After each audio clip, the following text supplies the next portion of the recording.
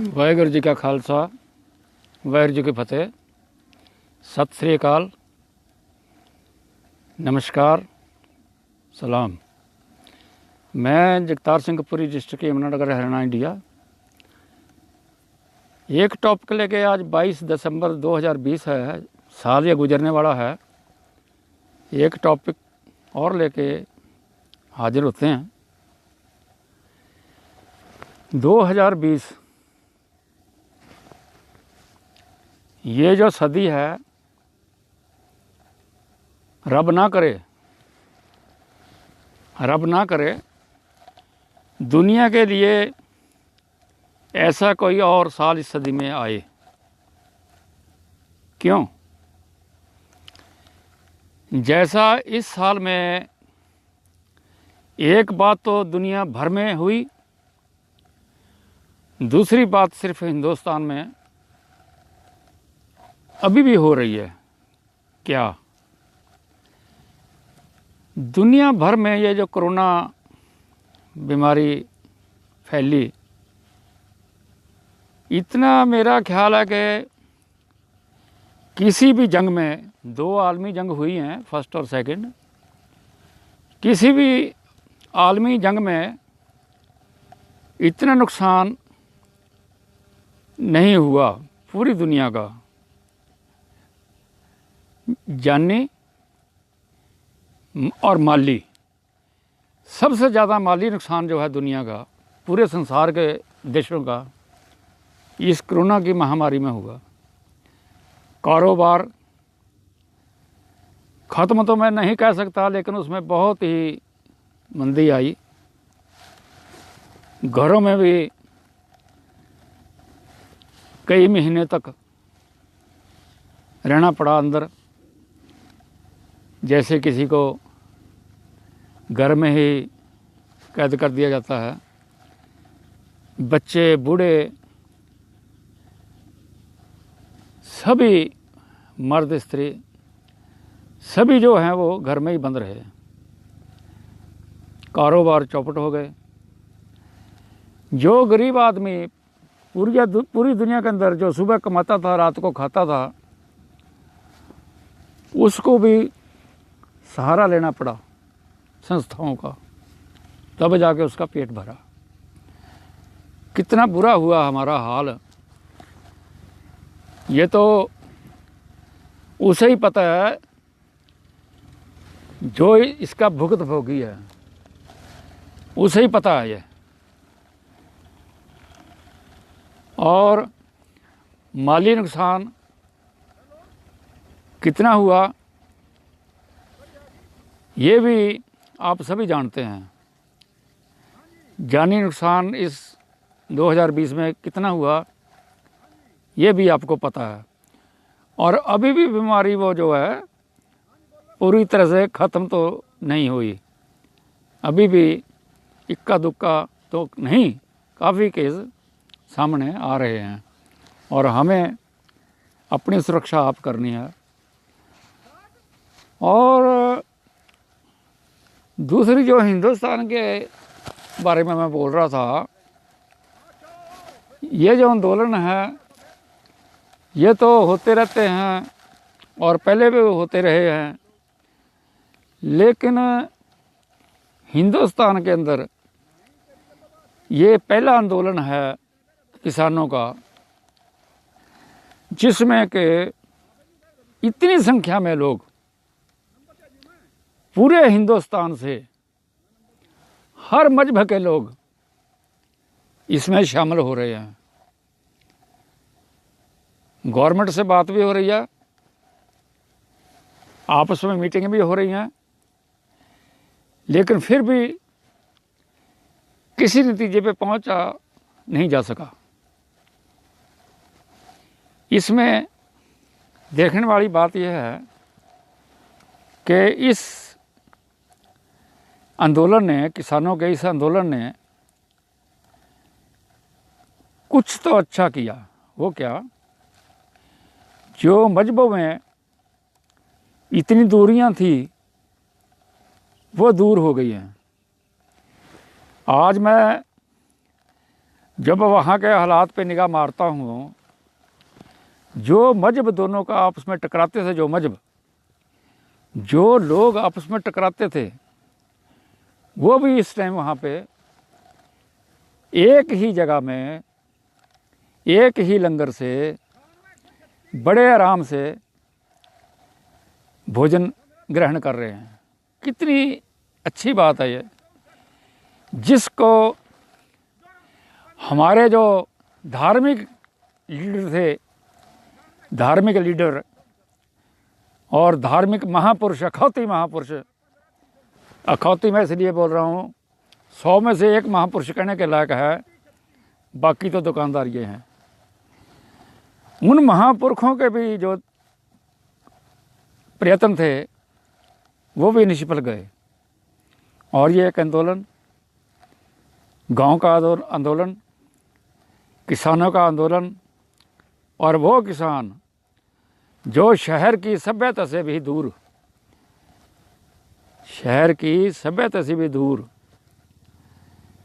और एक मजदूर हैं वो। जब आप मजदूर को तोलते हैं तो किसान और मजदूर में कोई फ़र्क नहीं रह जाता।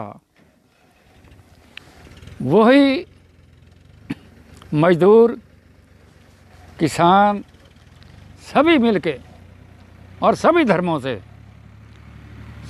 पूरे हिंदुस्तान से दिल्ली के आसपास इकट्ठे होना बड़े मायने रखता है।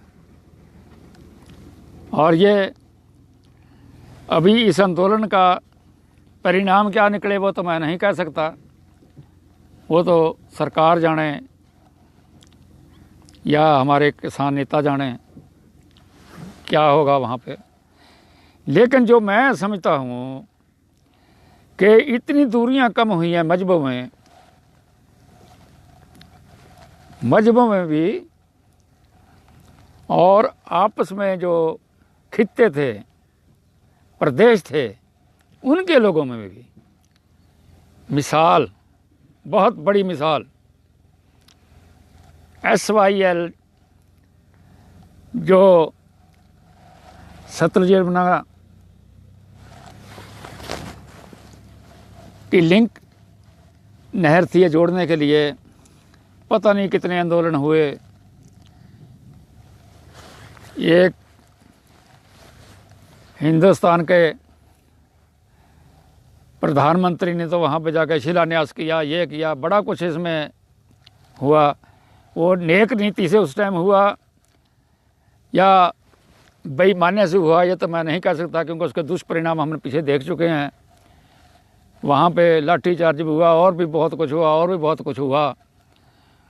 तो कोई भी सरकार पंजाब और हरियाणा की उसका हल नहीं निकाल सकती।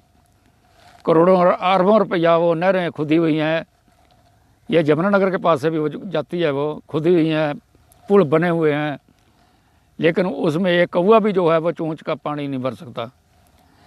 लेकिन अभी इस आंदोलन की बात मैं कर रहा था, ये 2-4 दिन से जो बात SYL की किसी ने उठाई थी, अभी दोबारा फिर इस आंदोलन के बीच में दोनों साइड के जो किसान नेता हैं उन्होंने सरकार को अल्टीमेटम दे दिया कि हरियाणा और पंजाब के लोग भाई हैं, ये SYL का जो मुद्दा है ये आप हल करेंगे, ये लोग किसान आप हल करेंगे। कितनी बड़ी बात होगी।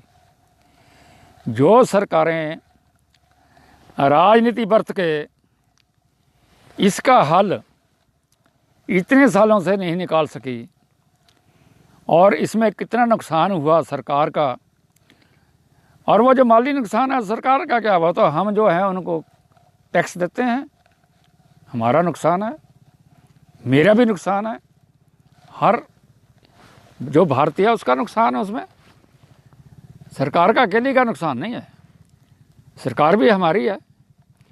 तो अभी उसका फैसला जो है किसान भाइयों ने, दोनों साइड के, पंजाब और हरियाणा के किसान भाइयों ने जिम्मेदारी ली है कि इसका जो है हल हम निकालेंगे। देखिए जब छोटा और बड़ा भाई या चाचू और ताऊ के लड़के भाई भाई में कुछ आपस में तनाज़ा हो जाता है तो वो आपस में बैठ कर निबेड़ लेते हैं, तो कोई बड़ी बात नहीं होती। ये दुनिया के इतिहास में एक मिसाल हो जाएगी कि हरियाणा और पंजाब के भाइयों ने दोनों ने मिलकर इतना बड़ा मसला, जो कि अगर आप थोड़ा सा राजनीति को जानते हैं और पीछे पहुँचे हैं तो ये SYL भी एक राजनीतिक पॉइंट था, एक राजनीतिक तौर पे ये SYL का निकालने का मुद्दा उठा था। लेकिन वो हरियाणा के लोगों के फ़ायदे में, अगर ये भाई अभी जो हैं जितने हमारे किसान नेता भाई हैं, ये भाई अगर अभी इसको हल कर लें आपस में बैठ के तो कितनी बड़ी बात है। देखिए कितनी बड़ी बात है, और दुनिया के अंदर एक मिसाल हो जाएगी कि जो सरकारें, उसमें हरियाणा पंजाब में कई पार्टियों की सरकारें रही, जो वो हल नहीं कर सकी, वो हल दो भाइयों ने, किसानों ने मिलके आप कर लिया। कितनी बड़ी बात होगी और दुनिया के अंदर एक मिसाल होगी। और मैं एक बात और बता देता हूँ, जो दुनिया के हालात 2020 में ये बने हैं और हमारे यहाँ बने हैं, ये किसान आंदोलन के बीच में जो हमने देखा है, ये एक बात सबको समझने वाली है। क्या, वो भी बता देते हैं क्या। देखिए ये जो आंदोलन है हमारा किसान भाइयों का दिल्ली के लिए, ये 3 जो हैं कानून, अध्यादेश नहीं, कानून रद्द करने के लिए जो है इतने दिनों से तो दिल्ली बैठे हैं, तकरीबन 1 महीना तो दिल्ली में होने जा रहा है। बाकी जो जैसे पंजाब के सूबे में आंदोलन कई महीने से चल रहा था, 2-3 महीने से, और भी एक दुख चल रहा था छोटा छोटा आंदोलन। लेकिन पिछली 26-27 नवंबर से तो ये आंदोलन ऐसा रुख पकड़ गया कि हरियाणा और पंजाब, राजस्थान, यूपी और पता नहीं कहाँ कहाँ से किसान अपने आप ही वहाँ आने शुरू हो गए, और कई लाखों की तादाद अपने आप। कि वहाँ पे किसी पार्टी का सवाल नहीं कि कौन सी पार्टी का ये आदमी है, वहाँ पे किसी धर्म का सवाल नहीं कि कौन सा धर्म का है। और ये भी है, ज़रूरी नहीं है कि वहाँ सभी के पास ज़मीन वाले वहाँ इकट्ठे हैं, जिनके पास 10-20 किले हैं, ऐसा बात भी नहीं है। जिनके पास 1 किला है वो भी वहाँ बैठे हैं, जिनके पास 100 एकड़ ज़मीन है वो भी वहाँ बैठे हैं, जिनके पास इससे ज़्यादा है वो भी वहाँ बैठे हैं, और जिनके पास कुछ भी नहीं है वो भी वहाँ बैठे हैं। अभी आपका सवाल होगा, जिसके पास ज़मीन नहीं है उसका किसान आंदोलन से क्या लेना देना? लेना देना है भाई, क्यों नहीं है लेना देना। वो अगर मजदूर है, वो अगर कारीगर है, कुछ काम करता है, तो किसान के साथ तो वो रहेगा। किसान के बगैर कौन सी मजदूरी आपकी चल सकती है। आप देखिए जो कारखाने खेती की दवाइयाँ बना रहे हैं, जो कारखाने यूरिया और या दूसरा खाद बना रहे हैं, खेती के जो सांद हैं वो बना रहे हैं, और भी जो खेती के लायक जो सामान है खेती में जो लगता है वो बना रहे हैं, छोटे से छोटा सामान भी, खुरपी भी, दांती भी, कसी भी, जो भी बना रहे हैं कोई, तो वो खेती के साथ संबंधित है। अगर खेती ख़त्म हो जाएगी तो वो कारखाने कहाँ जाएंगे, कहाँ जाएगी इतनी लेबर, कहाँ जाएगी वो? तो वो इसलिए बैठे हैं यहाँ पे भाई, और उनका बैठना वाजिब है और बैठना चाहिए। मैं तो कहता हूँ जो कोई और भी रह गया तो वो भी वहाँ पे शामिल हो जाए। हालांकि मैं ना तो इस आंदोलन के हक़ में हूँ, ना खिलाफ हूँ, ना सरकार के हक़ में हूँ, ना सरकार के खिलाफ हों। इसके भी कारण हैं, जब यह मसला हल हो जाएगा तब हम इसको बताएंगे। और अभी जैसे हम देख रहे हैं वहाँ पे जैसे कॉपरेशन चल रहा है और हर एक जो समाज के अंदर दूरी पैदा की गई थी, सामाजिक दूरियां ख़त्म हो गई सारी। कमाल की बात होगी भाई, सब ख़त्म है। और इससे एक अंदाज़ा आप यह लगाएं, वो टाइम मेरी ज़िंदगी में आए ना आए कोई बात नहीं, फिर मैं दोहराता हूँ, वो टाइम मेरी ज़िंदगी में आए ना आए, अगर मेरे किसान भाई पंजाब के और हरियाणा के SYL को लोग हल कर लेते हैं, सरकारों से हल जो मसला नहीं हुआ वो लोग हल कर लेते हैं, हरियाणा और पंजाब के SYL नहर का प्रोग्राम, तो यहाँ से आप ये अंदाजे लगाइए, जो सन 47 से पहले हिंदुस्तान था, फिर मैं दोहराता हूँ, अगर पंजाब और हरियाणा के लोग मिलजुल के, सरकारों का काम नहीं मैं बता रहा हूँ इसमें, भाई किसान भाई मिलजुल के या जो दूसरी जनता मिलजुल के SYL का नहर का मुद्दा हल कर लेती है, तो संभावना यह बढ़ जाती हैं कि जो हिंदुस्तान सन 1947 से पहले था, तो वो जनता, वो लोग जिनको दोनों साइड के धार्मिक नेताओं, फिर मैं बताता हूँ, सन 47 के पहले का हिंदुस्तान जिसको दोनों साइड के धार्मिक नेताओं ने और कुछ एक मतलब प्रस्त राजनीतिक लोगों ने टुकड़े टुकड़े किया था, वो हो सकता है दोबारा भाई भाई मिल सकते हैं, मिल जाएंगे, मैं रहूं ना रहूं। लेकिन ये किस बात पर निर्भर कर रहा है, अगर SYL का हल पंजाब और हरियाणा के दोनों भाई मिलजुल के निकाल लें। किसान आंदोलन का क्या हल निकलेगा इसको मैं नहीं बोल सकता हूँ, लेकिन SYL नहर का मुद्दा जो इतने साल से राजनीति के कारण अटका हुआ है और अरबों करोड़ों रुपये गवर्नमेंट के खर्च हुए हैं, हमारे खर्च हो रखे हैं, वो ऐसे ही पड़े हैं, तो कितना बड़ा मुद्दा ये हल हो जाएगा। इसी से मैं वो निकालता हूँ हल।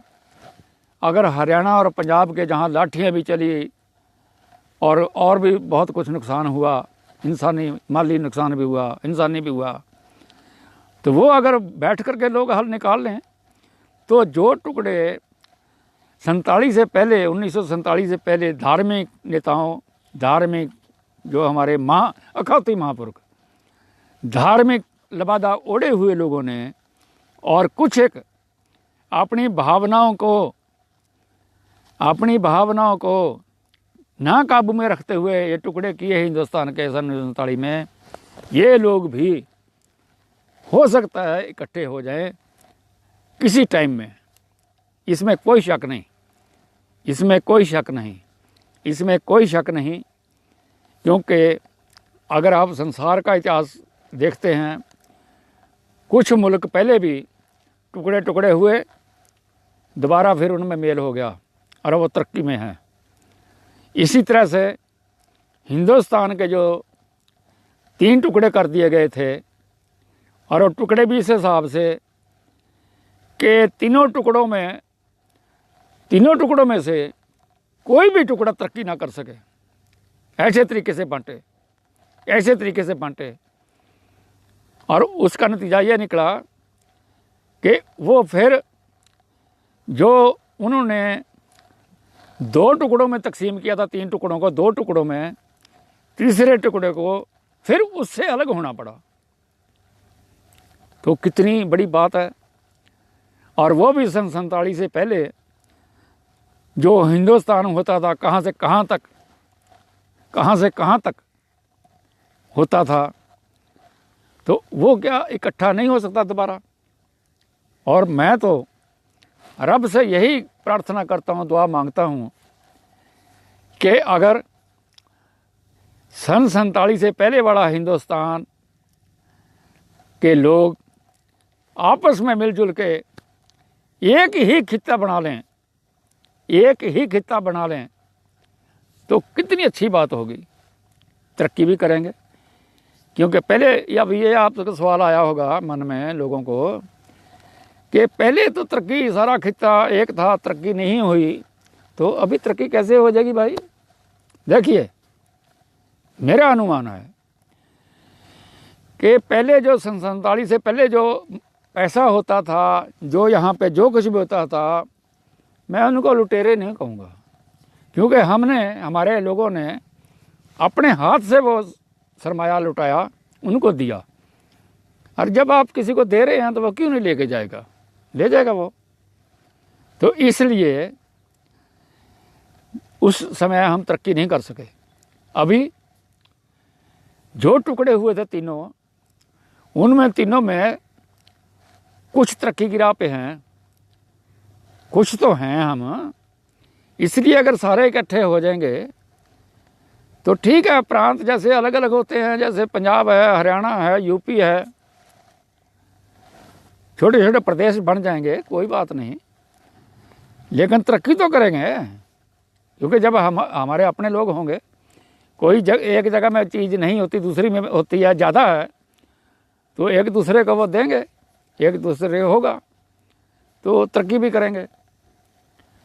तो इसलिए अगर रब करे कभी मेरे होते हुए, तो ये हो ना हो कोई बात नहीं, कभी बगैर लड़ाई झगड़े के, ये नहीं मैं सोचता कि लड़ाई झगड़ा हो, ये हो वो नहीं, लड़ाई झगड़ा कोई हल नहीं होता। अगर किसी के दबा करके आप रखते हैं तो वो ज़्यादा जोश से फूटता है गुस्सा।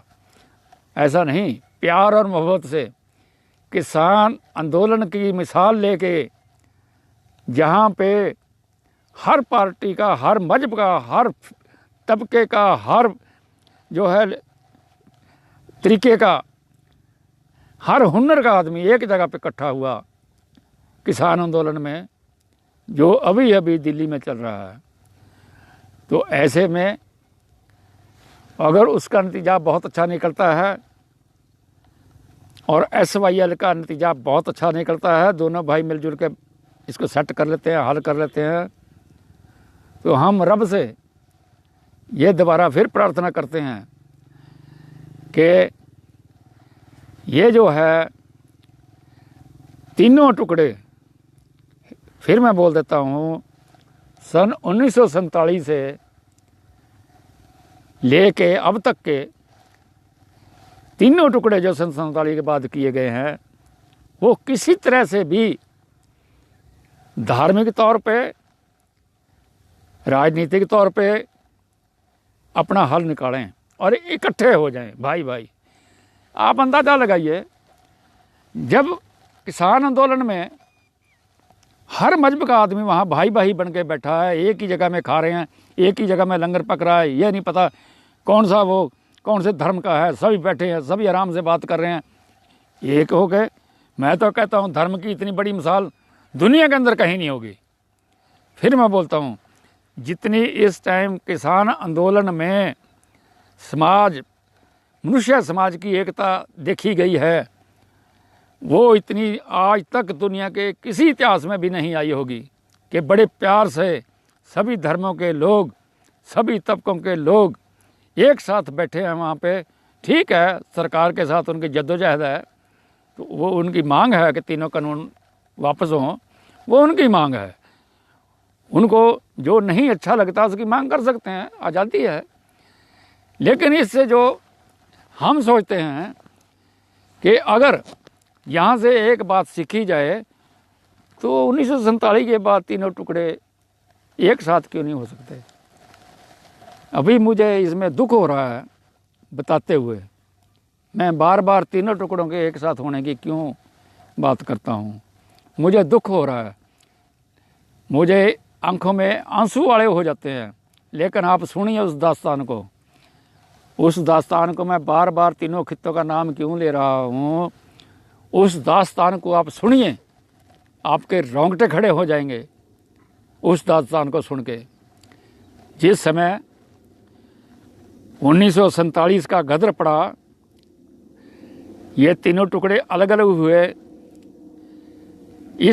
उस गदर से पहले मेरा जन्म सन 1942 में 96 चक, डिस्ट्रिक्ट लैलपुर, वो पंजाब जिसको अभी पश्चिमी पंजाब कहा जाता है, वहाँ पे हुआ। आप अंदाज़ा लगाइए, मैं उस टाइम 5 साल का लगभग था। और मुझे जब वहाँ की 5 साल के बच्चे की जितनी भी याददाश्त आती है, मुझे याद आती है, तो मुझे वो जगहें जब याद आती हैं तो मुझे दुख होता है कि यहाँ आके कितना दुख सहना पड़ा हमें, तब जाके हम उस लेवल पे आए या नहीं आए वो अगली बात है। देखिए मैं सुनाता हूँ, अभी आपको सुन लीजिए। मैं 5 साल का था। 5 साल का बच्चे को कुछ थोड़ी होश होती है। मुझे याद आता है कि हमारे पिताजी वहाँ थे, श्री शंकर गांव का नाम था, 96 चक जो है उसका नंबर था, लैलपुर डिस्ट्रिक्ट में। हमारी जो बहन, बड़ी बहन थी मेरे से 13 साल बड़ी, वो उसके नज़दीक ही एक टाउन था गुजरांवाला, मेरे नानके थे वहाँ पे, नाने थे, वो वहाँ पे पढ़ी और अच्छी एजुकेशन ली उसने। सन 47 से पहले, 47 में उसका शादी हो गई थी, लेकिन मैं छोटा था। तो वहाँ पे हमारे पास में ही बड़ा तालाब था, मेरा ख्याल 2 एकड़ का होगा, नहर से पानी आता था। और वहाँ पे बड़े दरख्त लगे हुए थे, बड़ के, पीपल के, और दरख्त लगे हुए थे बड़े बड़े। दोपहर को वहाँ पे, क्योंकि वहाँ पे रेत थी, गर्मी भी थी, दोपहर को आके वहाँ पे लोग बैठते थे, गुरुद्वारा था वहाँ पे, उसके पास बैठते थे। और एक मेला लगता था वहाँ पे, मेरा ख्याल है होली के दिन। तो उसमें जो हमारा घर था उसके पास में जो घर था, जो किराने की दुकान करते थे, वो जलेबियाँ बेचते थे वहाँ पे, हलवाई। बड़ी रौनक रहती, मुझे याद आता है, मैं भी लेता था बच्चा होके, घर वालों ने कुछ पैसा पकड़ा देना, वहाँ से ले लेना। और एक मुझे याद आती है कि उस टाइम में हमारी माता बहनें पखाने के लिए रात को, शाम को बाहर जाती थी। तो गांव के बाहर, गांव के साथ ही जो ये पश्चिम की ओर वो जो छप्पड़ था, जोड़ था, तालाब था, उसके एक उसी साइड में माल्टों के दरख्त, माल्टा में मौसमी में थोड़ा सा फ़र्क है, माल्टों के वहाँ पे बाग थे। और उसी के पास में ये लोग, हमारी माता बहनें शाम को जाती थी। तो मैं बच्चा था, मुझे भी कई बार ले जाते थे। और एक जो मुझे बात याद आ रही है कि मुझे जो खिलौना याद है कि मुझे मेरे पिताजी ने जो खिलौना दिया, मुझे इस टाइम याद आ गई, वो था छोटी सी गुलेल नुमा राइफ़ल, बंदूक गलेल नुमा, जो शिलिंग होता है ऐसी, और उसकी टाइप थी बंदूक जैसी। उसके ट्राइगर को दबाते थे, फिर वो गुलेल चलती थी। गुलेल की तरह से उसको लोड करते थे, बीच में कुछ डाल के, ठीकरी वगैरह या कुछ पत्थरी वगैरह डाल के खींच के लोड करते थे गुलेल की तरह से। और बंदूक की तरह से शिस्त लगा के उसका घोड़ा दबाते थे, वो काफ़ी दूर तक मार करती थी। मेरे को चलाने नहीं आती थी, मैं बच्चा था। जब मुझे घर वालों ने दी तो मैं लेके, वो जो धुस्सी थी, बांध था जो तालाब का, मेरे घर के बीच में गली थी और तालाब था, वहाँ पे मैं छोटा सा बच्चा चला गया। तो वहाँ पे कुछ लोग बैठे हुए थे, उनको भी ये था कि छोटा बच्चा है, कहीं तालाब में ना गिर जाए। तो मेरे पास वो बंदूक देख के एक आदमी आया मेरे पास, उसने कहा लो मैं सिखाता हूँ कैसे चलती है, क्योंकि मुझे चलाने नहीं आती थी। बच्चा था मैं, वैसे ही उसको खींचता रहता था, कुछ करता रहता था। उसने बताया लो मैं चलानी सिखाता हूँ आपको। उसने, जैसे मैं आपको बता रहा हूँ, उसने वहीं से ठीकरी ली, लोड की और ट्राइगर दबा के मुझे बता दिया ऐसे चलती है। ये मुझे को बहुत याद आती है ये, कि सबसे पहले जो मुझे खिलौना याद है पूरी ज़िंदगी में, मेरे घर वालों ने वो श्लिंगनुमा बंदूक दी। दूसरा मुझे याद वहाँ का आता है, जब मैं 5 साल का था, गांव के स्कूल में जो पूर्व की ओर था गांव से, उसमें मुझे भेजा गया। मेरे पिताजी मुझे लेके गए। मुझे एक बार का याद है, मुझे पिताजी लेके गए। वहाँ लंबे लंबे दरख्त थे, जैसे मैं आजकल देखता हूँ ये सफ़ेदे के दरख्त हमारे पास हैं, लंबे लंबे दरख्त थे। वो स्कूल से बाहर जो थी वो क्लास लगी हुई थी, स्कूल से बाहर क्लास लगी हुई थी बच्चों की, छोटे बच्चों की। तो मुझे वो बहुत याद आती है, क्योंकि यहाँ भी मैं कई स्कूल में पढ़ा जहाँ क्लासें बाहर लगती थी, कमरे नहीं थे। तो वहाँ पे मैं देखता हूँ तो मुझे वो याद आ जाती है कि वहाँ पे मैंने बच्चे जो थे वो देखे थे क्लास में पढ़ते हुए। फिर उसके बाद जो मुझे याद है, जब ये हल्ला गुल्ला पड़ा तो लोगों ने अपने जो उनके गड्ढे थे, बैलगाड़ियाँ लेके उन्होंने उसमें सामान भरना शुरू किया। ये भी मुझे याद है, थोड़ा थोड़ा सामान उन्होंने भरना शुरू किया, ये भी मुझे याद आता है। उसके बाद याद आती है, चले वहाँ पे पैदल चले। मुझे का तो पैदल ही याद आया। अभी बाप ने उठाया कंधे पे, या नहीं उनके पास साइकिल था, साइकिल पे थोड़ा बहुत सामान रखा हुआ था उन्हें। हमारी माता साथ में थी, भाई मेरा बलबीर सिंह उनका नाम है, तो आजकल वो शहर में रहते हैं। वो उस टाइम में मेरा ख्याल 2.5-3 महीने का था, बहुत छोटा था। गोद में लेके हमारी माता वहाँ से चली। तो एक भाई हमारा गुजर गया था, बलबीर सिंह से जो बड़ा था, मेरे से छोटा था, वो गुजर गया था पहले ही। तो हम वहाँ से चल के जो पहले स्थान में हमारा स्टे हुआ, स्टे तो चलो कितनी बार हुआ, कहाँ हुआ मुझे नहीं पता, लेकिन जो मुझे याद आ रहा है, एक गुरुद्वारा साहब था डबल मंजिल, उसके डबल ऊपरली मंजिल पे हमें भेज दिया गया। तो वहाँ पे एक कढ़ा था, बड़ा बड़ा कढ़ा, बड़े जैसे गुड़ बनाने के लिए होता है, वो कढ़ा बड़ा था, उसमें दूध भरा हुआ था। मेरा ख्याल है पता नहीं वो 1 दिन का दूध होगा भरा हुआ या 2 दिन का होगा, लेकिन उस गांव में आदमी नहीं रहते थे, प्रोटेक्शन, अंडर प्रोटेक्शन हमारे लोग वहाँ गए, क्योंकि काफ़िला आ रहा था। तो ऊपरली मंजिल में हम जब गए, मेरे को यह याद है कि वो भरा हुआ कढ़ा दूध का, बिल्कुल उसमें और डालने की जगह ही नहीं है, वो रखा हुआ था। अभी वो जो गुरुद्वारे में दूध देते हैं हमारे लोग, अभी भी देते हैं, हम देते हैं, वहाँ भी रिवाज था देने का। एक वो याद आती है। फिर उसके बाद नेक्स्ट डे में याद आती है मेरे को, गुरुद्वारे की वो भी ऊपरली मंजिल थी, वहाँ पे एक नगाड़ा रखा हुआ था, क्योंकि उस टाइम कम्युनिकेशन के कोई साधन नहीं थे। नगाड़ा रखा हुआ था। नगाड़ा भी मैं आपको क्या बताऊँ, मैंने उतना बड़ा नगाड़ा देखा ही नहीं आप जाकर। वो भी जितनी आज कल ये बड़े कढ़ाइयाँ होती हैं, ये बड़ी कढ़ाइयों जितना नगाड़ा था। और मेरा ख्याल ऊपरी उसके जो डंडे होते हैं मारने के लिए, उस नगाड़े को बजाने के लिए, वो भी रखे हुए थे। तो आदमी वहाँ भी कोई नहीं था, सिर्फ हमारे काफ़िला रुका वहाँ पे। वो भी मुझे बहुत याद आती है कि इतना बड़ा नगाड़ा, वो एक जगह से उसको नगाड़े को बजाएं ऊपर छत पे रख के, तो मेरा ख्याल कई किलोमीटर में जाके उसकी धौंस जो है वो पड़ेगी। इतना बड़ा नगाड़ा मैंने नहीं देखा।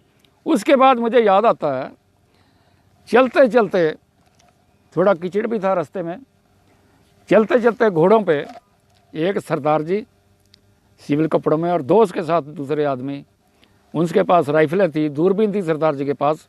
मेरा ख्याल है कि वो फौज का कोई आदमी होगा। अभी मुझे तो उतना अभी तक नहीं पता था फौज क्या, इनके वर्दी क्या, ये क्या, लेकिन उनके हथियार जरूर थे, बंदूकें थी उनके पास। और दूरबीन लगा के वो सरदार जी बताता था काफ़िले को कि आस पास में कोई ख़तरा नहीं है, आप चलो। एक मुझे बात की वो याद आती है। दूसरी सबसे बात जो मेरे को हंसी वाली भी आती है, मुझे हंसी आती है आज मेरे उस काम पे, हालांकि मैं छोटा था, वही 5 साल का, उस बात पे मुझे हंसी आती है कि मैंने वो क्या किया। हंसी ऐसे आती है मुझे कि काफ़िला चल रहा है, ये गांव के पास से गुजर रहा है, गांव के जो उत्तर की दिशा है वहाँ से चल रहा है काफ़िला, और वहाँ पे कुछ घर हैं, बीच में जगह है। जो काफ़िले का रास्ता था उसी के पास में एक बैलगाड़ी खड़ी हुई है, उसके ऊपर 2-3 आदमी बैठे हुए हैं। एक लड़का मकान के ऊपर से दूर से थोड़ा, 2 लड़कियां उसके बाजू में अगल बगल में खड़ी हैं, वो पिस्टल से फायर कर रहा है।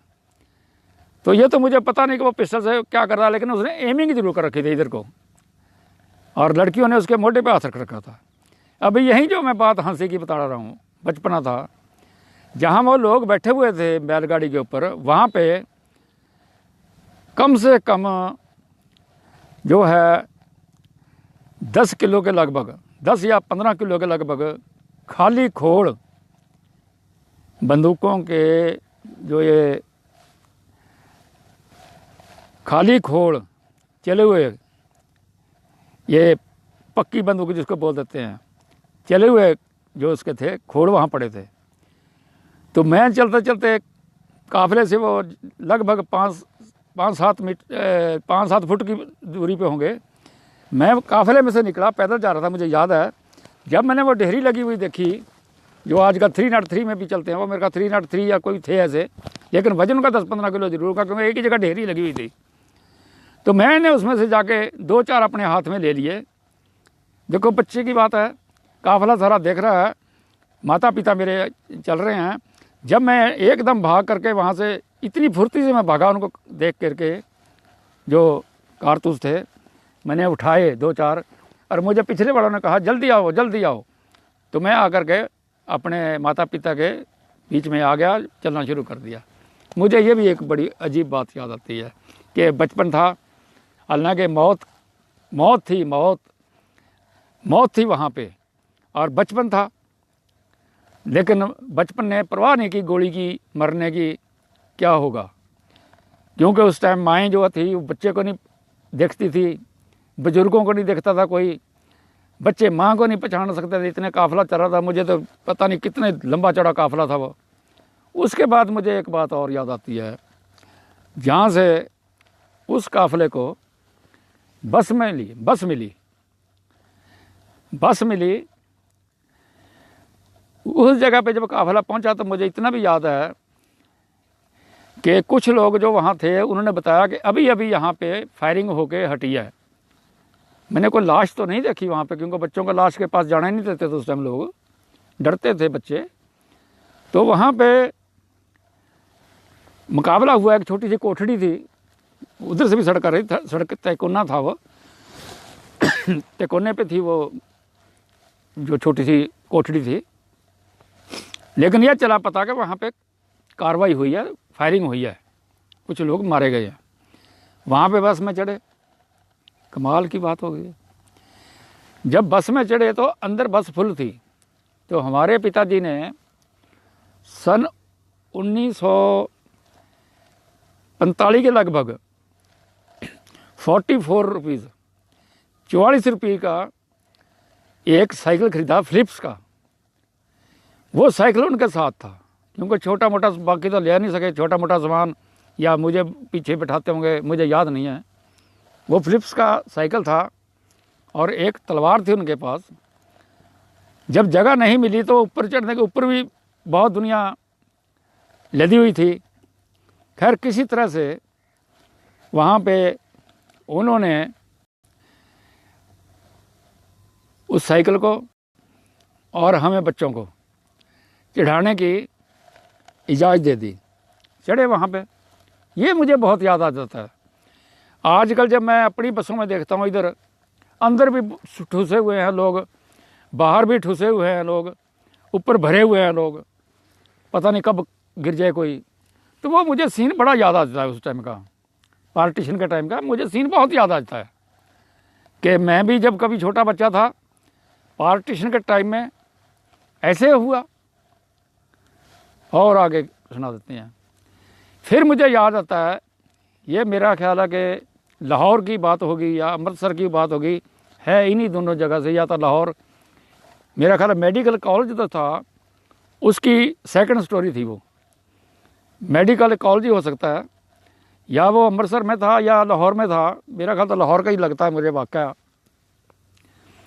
क्योंकि उस जो सेकंड स्टोरी थी उसमें ये जो कलम उस टाइम होती थी, आजकल के बच्चे तो कलम को जानते नहीं होंगे, इंक जो थी वो छोटी छोटी शीशियों में भरी हुई थी, दवात जिसको बोलते हैं, उनमें भरी वहाँ रखी थी, जो छोटी छोटी अलमारियाँ थी, और एक पूरा पिंजर, पूरा आदमी का पिंजर जो था, मैं इसीलिए मेडिकल कॉलेज बोल रहा हूँ, पूरा पिंजर जो वहाँ लटका हुआ था, बिल्कुल पिंजर, असली पिंजर था या प्लास्टिक का था कैसे मुझे पता नहीं, लेकिन पिंजर जरूर था। उसके पास जो हमारे माता पिता थे वो बोलते इसे डरना नहीं, ये इसे कुछ नहीं कहता, डरना नहीं, इसलिए मुझे वो बड़ा याद आता है। उसके बाद आगे आने के बाद जब इस इलाके में आ गए, इस इलाके का मतलब ये मैं कहूँगा सन 47 के बाद हिंदुस्तान में जब आ गए तो सरहिंद में एक कैंप लगा। उसकी मुझे एक ही याद है कि एक कुआं था जिसमें ये पैड़ियाँ लगी हुई थी लोहे की, पकड़ पकड़ कर नीचे जाने वाला, वो कौन सा स्थान था मुझे इतना याद नहीं। फिर मेरे जो मामा जी थे, बड़े मामा जी सरदार बहाग सिंह जी, उनकी शादी पहले ही कपूरथला के दंदूपुर के पास है गांव, तो वो दंदूपुर में रहते थे, दंदूपुर में वो पहले ही आ गए थे वहाँ पे।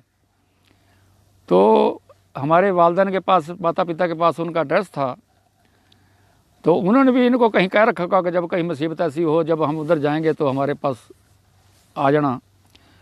तो मुझे वहाँ पे मेरी माता जी को, मेरे छोटे भाई बलबीर सिंह जी को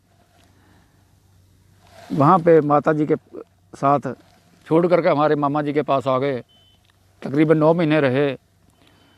तो वहाँ भी जो मामा जी का साड़ा था, वो गांव का नाम मैं भूल गया, इतनी मुझे याद है कि मुझे वहाँ भी स्कूल भेजा गया, मामा जी के साड़े के स्कूल में। वो साड़े का एक हाथ उड़ा हुआ था, एक हाथ था नहीं उसके साथ। तो वहाँ पे स्कूल में एक नीम का दरख्त था जहाँ पे वो दूध निकलता था नीम का, इतनी मुझे याद है। तो वहीं पे जो मामा जी का गांव था वहाँ पे गुड़ बनता था, एक कुआं था, वहाँ पे मैं तो बच्चा था, क्या नहाना था क्या कुछ करना था, लेकिन देखता था वहाँ पे जो मतीरे जिनको हदवाने बोलते हैं, ये जो थे वो कुएं में डाल के ठंडा करके लोग खाते थे। हर्ट था वो, जिसको रहट बोलते हैं लोग, बैलों से चलता है। तो वहाँ पे गन्ना जो है वो पीड़ करके खुद किसान बनाते थे गुड़। तो मुझे इतना याद है कि छोटा था मैं, लेकिन अपने सरदार बलबीर सिंह जी तो जो छोटा भाई थे उनसे बड़ा था, वो गुडलों के, जिसको गुडलिए बोलते हैं, ऐसे बच्चा चलता था छोटा भाई। तो कहीं कोई हमारा मामा जी का लड़का या कोई उसको साथ में ले गया, तो वो गुड़ के अंदर उसने हाथ डाल दिए दोनों। इतनी मुझे याद है कि मैं पास ही खड़ा था, मैं रोक नहीं सका, मैं भी छोटा बच्चा था। उसने दोनों हाथ गुड़ में दे दिए। जो कच्चा गुड़ होता है ये भी गर्म होता है, बुरी तरह से झुलस गए, लेकिन लोगों ने उसी टाइम पानी से धोया, क्या किया मुझे इतना कुछ नहीं पता। और मामा जी के पास फिर मुझे याद आती है एक, और ये वालदैन के सीखने वाली बात है। वालदैन के क्या बात है, मुझे याद है कि जब मामा जी के घर में मेरी माता जी थी, तो वहाँ पे कुछ कर रहे थे मेरे मामी जी, माता जी, और भी 1-2 औरतें थी। वो दानों, जैसे दाने होते हैं गेहूं के, या कुछ कर रहे थे ऐसा काम। वहाँ पे एक जो ये मस्टर्ड ऑयल है, सरसों का तेल, इसकी कौली, छन्ना जिसको बोलते हैं, पुराने लोग समझेगा छन्ना, कौली से थोड़ी बड़ी होती थी वो पड़ी हुई थी। मुझे प्यास लगी तो मैंने माता जी को बोला 2-3 बार, जैसे बच्चा पकड़ के बोलता है मुझे माँ पानी पीना है, माँ पानी पीना है, माँ पानी पीना है। उन्हें 2-3 बार गौर नहीं किया, तो मुझे पता नहीं कितनी प्यास लगी हुई होगी। तो मैंने वो उठाया छन्ना, वो कौली उठाई भरी हुई तेल की, उठा के मैं पी गया। इतना मुझे याद है कि मैं पी गया। जब मैं पी गया तो उन जो औरतों थे उनमें हलचल हुई कि इसने ये पूरा तेल पी दिया, अभी पेट खराब होगा, क्या खराब होगा। बीच में हौसला देने वाली औरतें भी थी, उन्होंने कहा कोई बात नहीं, कोई बात नहीं, कोई बात नहीं। तो मुझे पेट में कुछ हुआ नहीं हुआ मुझे याद नहीं। तो उसके यहीं तक मैं इस कहानी को सुनाऊंगा। उसके आगे तो बहुत ही दुखदाई कहानियां हैं। हमारे अपनों ने हमारे साथ इतना कुछ किया कि मैं आपको बोल नहीं सकता। संताली का गदर, और यहाँ आके हमें मकान लॉट हुआ। हमारे लोगों ने हमारे पिताजी पे केस बना दिया। 7 साल वो केस लड़े, और वो ग्रंथी भी थे, अखंड पाठ साहब करते थे। वो जलंधर, उस टाइम राजधानी शिमला होती थी पंजाब की, शिमला, जलंधर और शिमला। मेरा ख्याल महीने में 1 आधा दिन ही आए होंगे, वो आते रहते होंगे, लेकिन वो आए नहीं। बड़ी मुश्किल से हमने टाइम निकाला। अब देखो, जो पार्टीशन के बाद इतना, जिसका अभी कुछ बंदोबस्त भी ना, वो एक मकान ही लॉट हुआ था, वो भी अपना मकान जो था वो जहाँ पे अभी है वहाँ था। दूसरे गांव में ना, पास में ही गांव था, वहाँ पे बहन को कोई मकान लॉट हुआ, वो बहन के मकान में चले गए। हमारे यहाँ लोगों ने ज़मीन दाब ली, वो घर का काम खराब हो गया। 7 साल जो केस चला, पूरी जो बिखर गई हमारी जो घर का काम था। माता ने जो संभाल लिया, नहीं तो बड़ा मुश्किल हुआ। उसके बाद हम स्कूल में गए।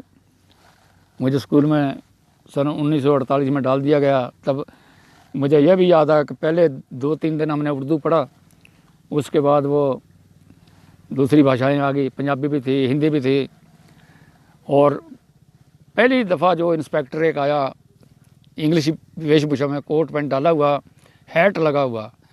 जब मैं वो निरीक्षण करने के आया था इंस्पेक्टर, स्कूल इंस्पेक्टर, लेकिन वो वेशभूषा उसकी अंग्रेज़ों वाली थी।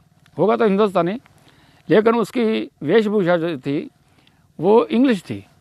तो मैं अभी याद करता हूँ कि वो जो था वो ऐसा था कि जो मुझे याद है। सरदार उपकार सिंह जी, धन्यवाद आप जी का देखने वास्ते, धन्यवाद।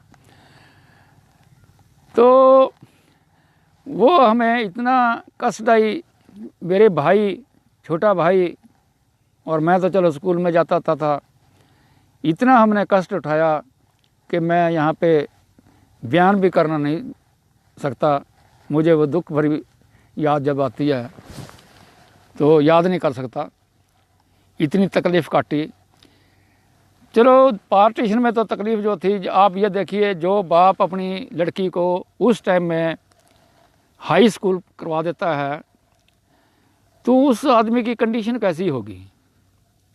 जो उस टाइम जो हमारे बाबा जी थे वो ज़िला हजारा में थे, और हमारे पिताजी ने कई प्लाट जो हैं, जिसको उस टाइम हित्ते बोलता है, खित्ते बोलता है, ऐसा कुछ था, प्लाट जो हम प्लाट बोलते हैं, वो 4-5 का तो मेरे को याद आ गया, 4 तो थे वो उन्होंने, पिताजी ने लिए हुए थे 4 हमारे, जो वहाँ पे रावलपिंडी में रह गए, कागज पास थे इनके।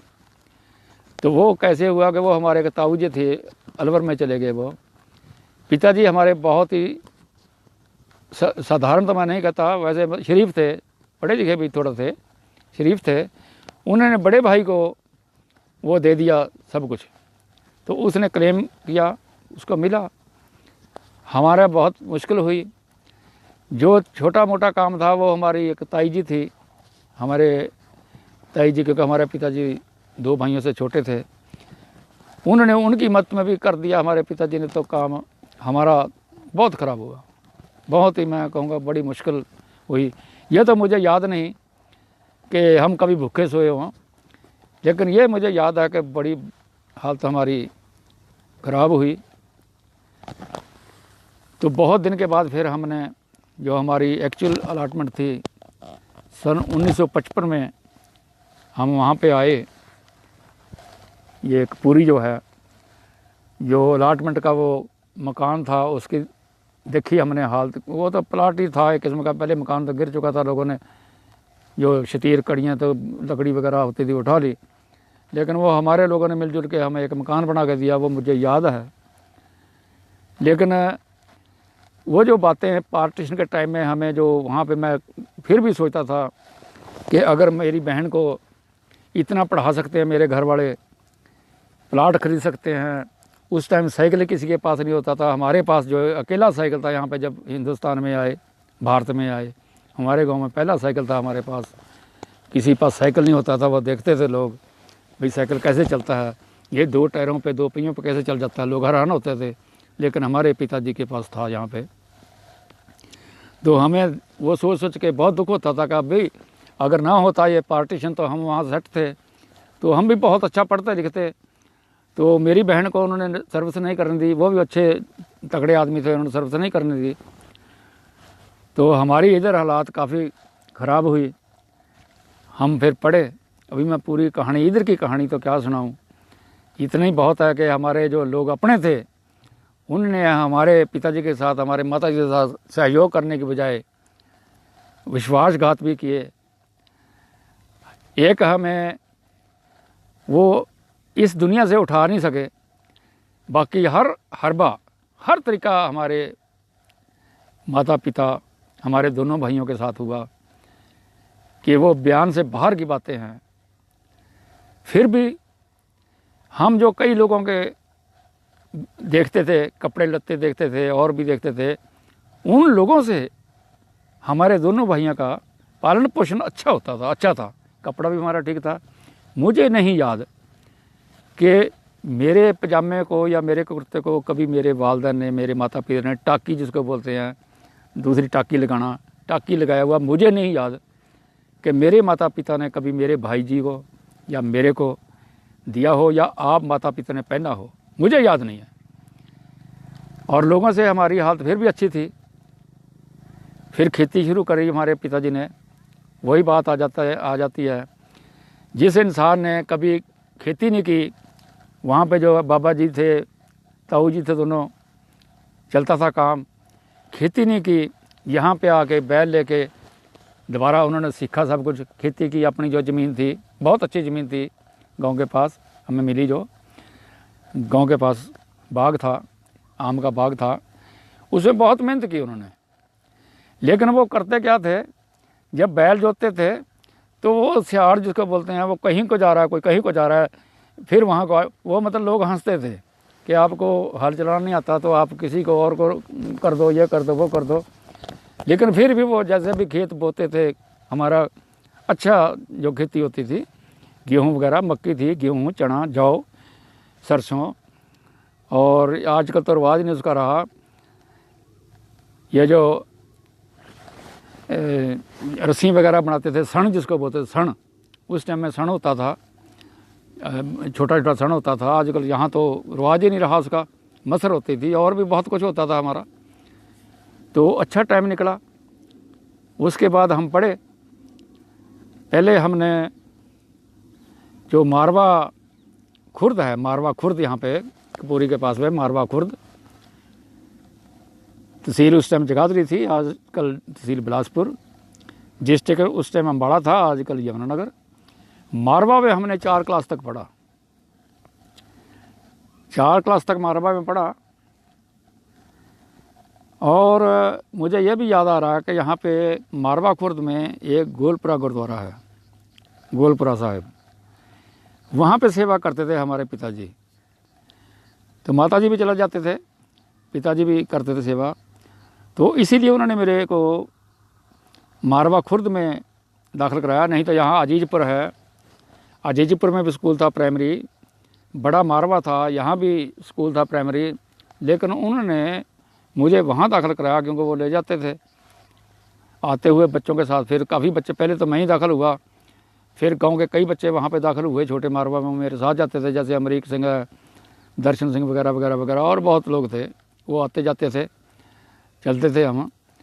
और हमारे पिताजी जो थे, उनका नाम संत गुरमुख सिंह जी, ज्ञानी गुरमुख सिंह जी, बाबा गुरमुख सिंह जी, ये उनके लक़ब थे उनके। ज्ञानी जी भी कह देते थे, बाबा जी भी कहते थे, लेकिन पंजाब में उनको संत जी कहते थे। तो इस तरह से वहाँ पे गुरुपुरे की मुझे याद आती है, हम छोटे से थे। वहाँ पे एक फिरनी का दरख्त था गुरुद्वारा साहब में, कच्ची बिल्डिंग सी थी वो, लेकिन जो गुरुद्वारे का गुम्बद है वो तो अभी भी है। इसकी भी मैं दास्तान सुनाता हूँ आपको। तो वहाँ से 4 जमात पास करके 1955 में फिर मैं लगभग यहाँ पे फतेहगढ़ तुम्बी, ये स्कूल अभी चालू ही किया था इन्होंने, मिडिल स्कूल था, पढ़ना था मिडिल स्कूल, लेकिन पहली क्लास हमारी 5वीं की पहली क्लास हमारी थी मिडिल स्कूल बनने पे। तो हम यहाँ पे दाखिल हुए, यहाँ से एजुकेशन ली। फिर 9th में मैं बिलासपुर, ये बिलासपुर जो है तहसील है आजकल, ज़िला यमुनानगर में, वहाँ पे हाई स्कूल में मास्टर जी होते थे सोडी साहब, बड़े अच्छे हेड मास्टर थे वो, बड़े दिलदार थे, पिटाई भी अच्छी करते थे। वहाँ से फिर मैं Sadhaura BS Saini high school Sadhaura में दाखिल हुआ। और वो जो सैनी स्कूल फिर बाहर आ गया, पहले अंदर बिल्डिंग थी 2-3 मंजिली, फिर वो बाहर आ गया। हमने अपने हाथों से ईंटें पाथ करके, कच्ची ईंटें पाथ करके वहाँ पे जो झुग्गियाँ झोंपड़ियाँ होती हैं वो बनाई, वहाँ पे मैंने शिक्षा हासिल की। फिर मैं लास्ट में एक जगह है पंजाब में, वहाँ पे मैं मलोट, वहाँ पे मैं जो था दाखिल हुआ। उसके बाद सर्विस में चले गए, बहुत अच्छी ज़िंदगी बीत रही है। और इसी दौरान मुझे जो था सन 1995 के बाद एक सिख इतिहास का शौक़ लगा कि सिख इतिहास में इतनी, जब मैं अपने इलाके का इतिहास देखता हूँ, सिख इतिहास की खास करके मैं बात करता हूँ, इतनी मिलावटें, इतना कुछ झूठा, इतना प्रचार झूठा, इतना कुछ झूठा। और कई जगह तो ऐसी थी जहाँ पे कोई पूछता नहीं, किसी ने कोई इतिहासकार कोई मालूम नहीं भाई यहाँ पे कोई जगह है ऐसी। वो जगह मैंने ढूंढनी शुरू की, मैंने अपने इलाके का जो था इतिहास ढूंढना शुरू किया। खास करके बाबा बंदा सिंह बहादुर जी, जिसको मैं बादशाह दरवेश बोलता हूँ, पहला बादशाह दरवेश बाबा बंदा सिंह बहादुर जी, उनकी राजधानी के बारे में, उनके, और जो ये कपूरी भी उन्हीं का फतेह किया हुआ था। और ऐसी पड़ताल जब शुरू की तो ये जो मैं गोलपुरा बताता हूँ, यहाँ के इतिहास का कुछ वेरवा नहीं मिल रहा था। तो मैंने बड़े अच्छे अच्छे इतिहासकारों से बात की, बहुत अच्छे अच्छे इतिहासकारों से बात की मैंने, तो कहीं से भी वेरवा ना मिला। फिर हमने इसको पूरी खोज की। तो पहले तो यहाँ से कहते थे बाज आया, 10वें पातशाह जी आए, ये आए। जिधर हमने वेरवा इकट्ठा किया तो गुरु नानक साहब भी यहाँ आए थे, उसका पूरा इतिहास था हमारे पास। तो हमने लोगों को बताया। तो अभी वहाँ पे जो है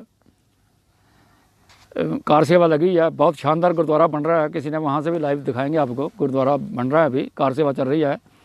बाबा बचन सिंह जी, बाबा सुखा जी, बाबा लाडी जी, ये कार सेवा की निभा रहे हैं वहाँ काम, कार्य शुरू कर रखा है। और जो मेरे वहाँ की एक बात मैं और बताना चाहता हूँ, जो वहाँ का गुम्बद था, गुम्बद है, हमने कार सेवा को बोला ये गुम्बद जो है ये पुराना है, इस गुम्बद को ऐसे ही रखा जाए, छेड़ा ना जाए। उन्होंने कहा ठीक है, मान गए हमारी बात। तो जो गुम्बद है ये 1939 में राजा रवि शेर सिंह जी, जो हमारे पास यहाँ बिलासपुर तहसील के अंदर जगाधरी है, ये छिछरौली है, वहाँ पे ये डिस्ट्रिक्ट यमुनानगर में छिछरौली, जो पटना साहब रोड जाती है इस पे है, मेन रोड पे। वो उनकी राजधानी थी, कलसिया स्टेट थी उनकी, रवि शेर सिंह जी की। और रवि शेर सिंह जी का जो डेथ थी ये हो गई 1 जनवरी 1947 को। तो वो गुम्बद जो था गोलपुरा साहब में, वो गुम्बद 1939 में राजा रवि शेर सिंह जी ने बनाया था। तो वो गुम्बद अभी ऐसे ही है। और इसके बारे में जो इतिहास है पूरा, वो हम वहीं जाकर के कभी लाइव होंगे, आपको दिखाएंगे। आज तो यही प्रोग्राम था जितना आपको बता दिया हमने। और अगर आप इसको अच्छा समझते हैं, जो प्रोग्राम अच्छा लगा आपको, जैसे उपकार सिंह जी ने लिखा है गुड जॉब ताया जी, तो मैं ताया जी लगता हूँ इनका। तो ये फिर सुनाएंगे आपको कहानी। और इसीलिए मैंने शुरू की थी कि यदि किसान आंदोलन सफल हो जाता है, या पंजाब और हरियाणा के किसान मिलजुल के बैठ के प्यार से जो है SYL नहर का हल निकाल देते हैं, तो मुझे यकीन है कि मेरे होते हुए बेशक ना हो, लेकिन कभी ना कभी ये तीनों खित्ते जो हिंदुस्तान के उस टाइम राजनीतिक तौर पे बने, या कुछ धार्मिक लोगों ने बनवाए, या जो यहाँ पे हुकूमत थी उसने बनाए, ये तो अलग बात है, या इकट्ठे हो जाएंगे, मुझे पूरा यकीन है। और इकट्ठे होने में इन्हें कहा, जो अगर तीनों खित्ते जो अलग अलग किए थे हिंदुस्तान से बनाए थे खित्ते, ये तीनों अगर इकट्ठे हो जाएं तो फिर देखिए आप क्या होता है। और होना पड़ेगा इनको, क्योंकि तरक्की ऐसे नहीं होती जैसे अभी अपनी सरकारें होती हैं, अपना सब कुछ होता है। सिर्फ तीन खित्तों में क्या है कि सरकार सेंटर की बन जाए, बाकी अपने अपने जैसे चीफ मिनिस्टर लगे हुए हैं हों। तीन ही जो मुल्क हैं ये अहम को छोड़ें और सेंटर की गवर्नमेंट बना लें।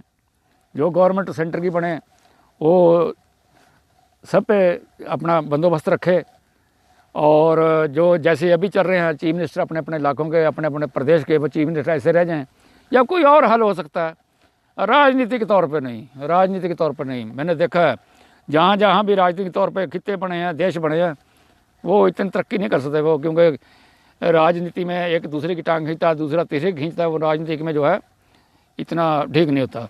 तो चलो दुआ करते हैं, हम अरदास करते हैं, प्रार्थना करते हैं, काफ़ी देर हो गई आपको भी, अरदास करते हैं हम कि किसान आंदोलन सफल हो जाए, सरकार वो बात मान ले उनकी, तीनों कानून रद्द हो जाएं, SYL का हल निकल जाए, दोनों हरियाणा और पंजाब के लोग मिलजुल के इसका हल निकालें। और तीसरा ये कि जो सन 1947 से पहले तीन खित्ते कर दिए गए थे वो तीनों इकट्ठे हो जाएं, और राजनीति का दखल कम हो।